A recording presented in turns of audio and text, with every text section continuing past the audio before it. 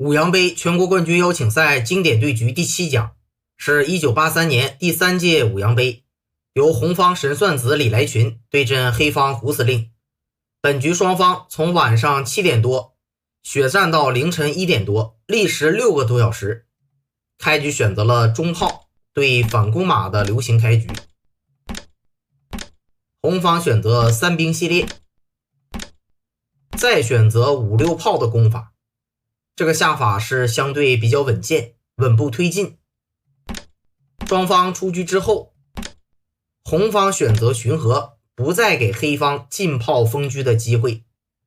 黑方拱边卒，红方挺边兵。胡老师选择继续卒9进1，准备从边路突破，这样呢可以解决9路车的出动问题。红方如果选择拱掉，被对方的车杀出，显然是不满意，所以红旗此时选择炮5退1，将来随时可以炮5平1，拉住对方的边路线。那么黑方看到红旗的炮往回一退，这里果断要求对车，因为把车对掉之后，红方是不愿意炮打中卒的，否则的话炮5退1这步棋呢就白走了。你红方打过去，相当于是呢浪费2步棋啊，去打掉一个中卒。所以红方呢放弃打中卒，按照原计划选择炮5平1，拉住黑方的车和卒。那么黑方呢就先打一个边兵捞取实惠，红方兵1进1吃掉。这里黑方肯定是不能吃兵啊，否则红旗可以飞边象打死车，黑方呢立刻就输了。实战黑方选择出车腰对，那么双方呢也是接受，这样呢就进入到马炮残局的争夺。李来群选择冲边兵，黑方跳马，红方继续拱兵，那黑方进炮压住，红方继续兵2进1，采取了一个急攻的策略，威胁黑方的7卒。黑方选择对调，下得非常本分。那么走到这里呢，红方考虑走一个平炮，瞄住对手的3路线，可能更为稳妥，更加全面。那么实战红方选择直接往下冲，有些用力过猛啊，攻得有些急，因为这个卒冲下去呢是抓不死黑方的马的。只见胡老师呢选择马3进4，下得非常从容，直接威胁红方的中兵。这个威胁呢还是比较直观的。那么红方呢先飞象巩固阵地，黑方再选择上马踩兵，红方选择横兵捉炮，黑方就立中炮。这里红方走进炮打马，其实呢用处不大啊，黑方呢可以炮打中兵一将，你踩了我就打过来，还是将军啊，所以红旗呢先补一个，保留这边打马的先手。黑方顺势把象落回，阵型调整的非常完美，还解决了你这个炮打马的威胁。黑方呢由此已经有了一些反先的意味道。红方选择接受吃掉啊，再选择进炮打边卒，那黑方肯定是要拱起来。红方通过冲兵捉马逼迫对方跳上来，可以打掉黑方的中卒，但是黑方的边卒就冲过来，对红方的边马形成威胁，由此黑方占据了一定的优势。实战红方选择进炮顶，那黑方呢这里一抓，再选择跳马踩炮，然后回马再踩炮，连续抢先。红方上马对踩呢，黑方就躲开，红方选择躲一步。这里黑旗向前冲锋，红方平炮继续扛住，黑方跳马，红方选择靠兵。那么以上的双方子力大体相同，但是黑方的2个马呢显得更加的活跃。前面红旗只有2个炮，这个马不活，那暂时呢红方还是略处下风。实战黑方选择跃马啊，红方呢搞一个羊角式上来啊，先卡住。黑方跳马啊，红方呢再选择对兵。黑方此时选择回马踩势啊，红方没理，直接冲了过去。黑方也没有着急去踩啊，这里呢先把这个兵给废掉了。那么走到这个局面下，红方考虑补士还是比较稳的，这样呢保持自己士象权的一个稳固阵型。实战红方还是有些过于凶悍有些用强，这里直接选择了跃马出击。那黑方一看这个羊角士给我了，那也当仁不让选择踩掉，再选择简单换炮，这样呢让红方的整个士象呢有些散。黑方再回马踩兵，红方只能躲一躲。黑方呢就抢到了下底将军，把这个底象呢就给打掉了。由此呢红方的士象被破掉，这个局势呢其实并不乐观。那么此时红方有一个回马踩卒的好棋，如果黑方的卒往下冲，红方可以退炮把这个卒给打死。如果黑方的卒往里走，红方可以回马踩双。总之无论黑方怎么下，这个卒呢都是必丢的。可惜红旗呢当时似乎有些杀红了眼，没有选择简单回马去踩，可能呢还是想去跟黑方周旋一下，但其实这样下呢并不明智。红方已然落入下风呢，回马直接踩卒，把卒消灭求得一盘和棋，不失为明智之举。实战红方选择落象，那黑方简单躲炮，这样呢红方就没有踩双的可能了，选择平炮将军，然后再跳马踩卒。虽然这样下呢抢了一些先手，但是让黑方保留了马炮卒，红方呢是非常危险的。实战选择了飞高象，不让黑方的炮轻易回防，那么黑方的炮呢就分边，红方跳，黑方选择退回。这里虽然可以卧槽将军，但问题不大，没有其他子力配合，黑方继续靠卒，再靠卒，红方退炮，那黑方就跳马上来，这里红旗走了一个回马。那如果黑方选择打兵会怎么样呢？这个局面如果黑方打了，红方可以跳马将军，要威胁抽马呀，那黑方赶快跳进来先塞住，红方就有一个回马踩炮的棋。那黑方想不丢子，只能把炮填进来，这样呢被迫形成一个交换，交换完之后形成了马卒对马单士单象这个棋黑方想赢难度很大，基本是个和棋。所以黑方实战没有去打兵，打兵呢换子就要和呀，所以选择回马先扛住不让红方的马去乱将。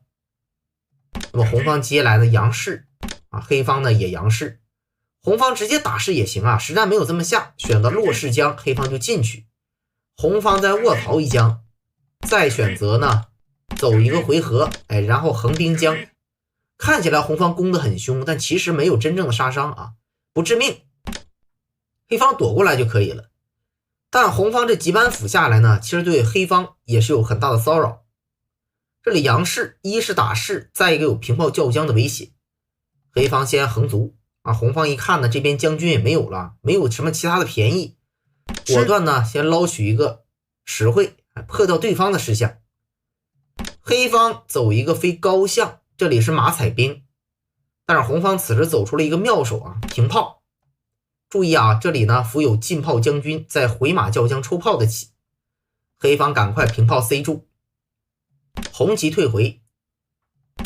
那么黑方呢就选择回马，否则的话呢被红旗平炮或回马这个棋呢黑方还是有些危险的。那么回马呢先把红旗的马挤住，红旗呢走一个平炮打象，经过红方的不懈努力，也破掉了黑棋的一士一象。但是黑方呢已经把红方的马给包围形成了一个比较安全的一个形势。实战呢下到这儿，双方的时间呢已经有些吃紧了，已经接近12点了，双方已经血战了5个小时。那么红方平炮，黑方选择进炮，红旗退炮，黑方就平炮打马，再选择平炮打兵。走到这里进入本局的分水岭。红方此时简单躲一兵是没毛病的，但是呢红方实战走的是马9退8就简简单单把这个兵给丢了。是李来群没看着吗？肯定不是，这么简单谁都能看得见。红方什么计划呢？红方的想法是你打掉我的兵，我就平炮打你的马，这样呢黑方的马动不了啊，只能平炮将军，赶快呢进炮对打。红方的想法啊，就是说我跟你换掉之后呢，这样能够求得一盘和棋。但是这个残局呢，还真没有那么简单。红方想求和呢，还是有一定的压力的啊。这个棋呢很微妙。这个红方呢，当时啊也是低估了黑棋炮卒的威力啊。这棋呢这么交换其实并不明智。实战呢选择退啊，黑方呢就摆中炮，再选择横卒叫将，再将。看一下红方的应手之后，选择炮5退2。那么这个棋啊，就体现出胡荣华老师啊这个非常老练的残局。黑方该如何走出机会呢？只见黑方先把老将上天啊，你打我的象我就飞起来。这个局面呢，红方考虑走一个士5进6羊角式啊，可能是比较好。这个棋呢还能对黑方形成一定的骚扰。那么实战呢选择了一个帅5平4。黑方呢就选择了一个飞高象，这步高象呢走的还是非常的有魄力。红方此时选择打象，其实呢也不乏机会，可以呢有求和的可能。那么黑方打了，红方呢就上个老帅，黑方的炮想拔回去还是有一定的难度啊。那么保留这个象呢，黑方的卒暂时无法冲下来。那么红棋的炮呢就不让黑方的炮轻易退回，无法回家呢，形成一个远程威慑。那么实战的红棋选择羊角式，这个棋呢其实给了黑方机会啊。黑方这里考虑直接平炮打象就相当不错。那么双方对打之后呢，黑方这个卒可以非常顺利的冲下来，这个位置对红方的威胁很大，红方呢很可能会速败。实战胡老师没有去打象啊，当然也是可行的一路攻法。他平炮呢先叼住这个羊角式，红方呢就平炮想去对打。这个棋不能对打啊，打了之后呢没有士了，那黑方就不好赢了，没有炮架了。赶快进老将把这个士守住啊！红棋呢下士想对炮，黑方肯定是不能允许啊，那把炮对了肯定和呀。下士一将，那红方进来啊，黑方呢再横卒，形成一个老将的牵制。红方进炮，将来可以挡住中路。这里一打，再选择下卒啊，黑方呢准备发起总攻了。实战红方挡住啊，黑方呢就卒4平5，总算是把卒呢靠进来，形成了一个直观的威胁。那么红方退，黑方先出老将，再选择羊角式啊，准备呢把炮立中路，形成威胁。红方平炮，黑方一将，再选择下士，然后横卒。形棋至此啊，黑方通过努力，终于是形成了老将和卒分列两侧。下步棋很明显要炮5平4，掩护这个卒冲下来。那么实战呢，红方选择进炮，这个棋呢可以说是有些不太顽强啊。这里把炮平过来，是相对顽强的走法。那么你要将我呢，我就进来，让你卒拱下来啊，我把炮先占领中路。那么你要是选择动士，准备要平炮将呢，我就选择躲开啊。那么你要是立炮呢，我就退回，有一个象给炮生根啊，你一将我就垫上，你一将我再躲开啊，你将我就垫炮，这个炮呢来回走，这样呢黑方暂时也不好取得啊简明的一个赢棋，至少给黑方呢增加了一些赢棋的难度。那么实战选择进炮啊，这个棋就坏了。黑方选择炮立内道，掩护这个卒冲下来，然后再平炮将，红方受不了了，红方只能赶快先进来啊。那么黑方呢就一打啊，只能落回。这里黑方有2个取胜的方式啊，其实都行。选择下卒也是非常的不错，依然是准备平炮将军，那么红方就要受不了了啊。那么如果你占领中路呢，我就扬士，我要平炮将你啊，你受不了。此时你就没有这个炮绕回来放在中间，这个象在边上啊，跟刚才不一样了。那么你红方如果说你把这个位置占上啊，那我黑方就落士。你走一步吧，你没棋走，你走一步，你无论走啥的下老将啊，马上要把你这个炮捉死了，再下老将填死了。所以你这个炮呢必须要躲开啊，不躲就死在里面了。